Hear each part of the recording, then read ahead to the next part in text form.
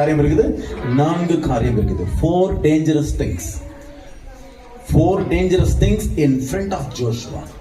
யோசுவாவின் கண்களுக்கு முன்பதாக, அல்லாவிட்டால் யோசுவாவுக்கு முன்பதாக 4 பயங்கரமான காரியங்கள் இருக்கிறது.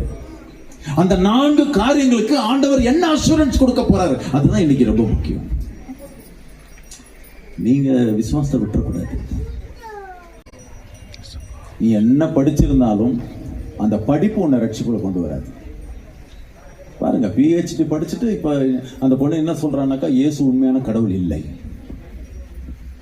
இந்த இடத்துக்கு இவ்வளோ ஜனங்கள் வராங்களே, அப்போ எனக்கு தெரியாம போயிடுச்சு, இதுதான் உண்மையான கடவுள் அப்படின்னு அந்த பொண்ணு சொல்றா. PhD படிச்ச பொண்ணு கர்த்தரை விட்டுட்டான். ஹலோ, நல்லா கவனிங்க, நாளைக்கு இதுவும் உங்களுக்கு சம்பவிக்கலாம். இது ஜனவரி தானே, போக போக போக போக போக பிசாசு நம்மளை என்ன செய்வான், நம்மளை பயமுறுத்தி இல்லைன்னா பயத்தை காட்டி, இயேசுவானவர் உன்னுடைய தேவன் இல்லை, அவரால் ஒன்றும் செய்ய முடியாது, நான் தான் உங்களை நடத்துறவன் அப்படிலாம் சொல்லி பயமுறுத்தி அவன் நம்முடைய விசுவாசத்தை என்ன செய்வான், மாற்றுவதற்கு அவன் முயற்சி பண்ணுவான்.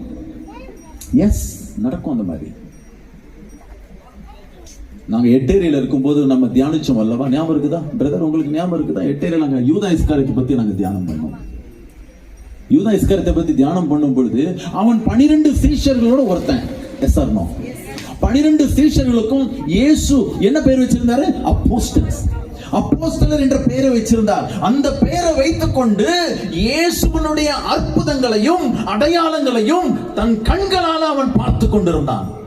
மரித்தவர்கள் உயிரோட எழுப்புகிறதை அவன் பார்த்திருந்தான். பேத்தேனியா கிராமத்துக்கு போகும் பொழுது இயேசு சொல்றாரு, லாசருவே வெளியில வா என்று சொல்லுகிறார். சொல்லும் பொழுது பிரேத அந்த வஸ்திரத்தோடு இருந்த லாசர் அப்படியே வந்து அவன் அப்படியே உயிரோட வந்து வர்றத யார் பார்த்தா?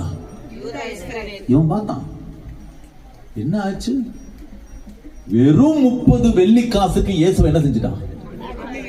அவ்வளவுதான வேலை. ஜீசஸோட வேல்யூ அவ்வளவுதானா? Just 30 silver coins. என்ன பாருங்க, ஆண்டவருடைய வேலை அவ்வளவுதானா கேட்கிறேன் நான். அப்ப யூதா இஸ்காரியத்து ஆண்டவருடைய மிராக்கிள்ஸ், பைபிள்ல 36 மிராக்கிள்ஸ் எழுதி இருக்காங்க. மத்தேயு, மார்க்கு, லூகாஸ், யோவான் எல்லாரும் சேர்ந்து நான் சொல்றேன், 36 மிராக்கிள்ஸ் பைபிள்ல எழுதப்பட்டிருக்கிறது. இன்னும் அவர் செய்த அற்புதங்கள் எத்தனையோ இருக்கிறது.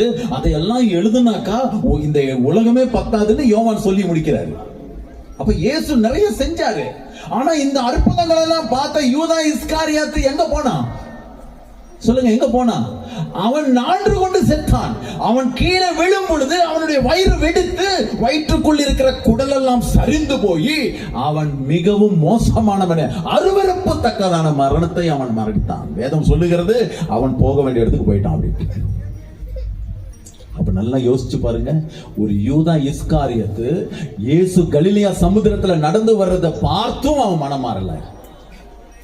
அதத்தான் இயேசு சொல்றாரு, உங்க 12 பேர்ல ஒருத்தன் பிசாசா இருக்கிறான், உங்க 12 பேர்ல ஒருத்தன் திருடனா இருக்கிறான், உங்க 12 பேர்ல ஒருத்தன் துரோகியா இருக்கிறான், உங்க 12 பேர்ல ஒருத்தன் கேட்டின் மகனா இருக்கிறான், நாசன புத்திரன்.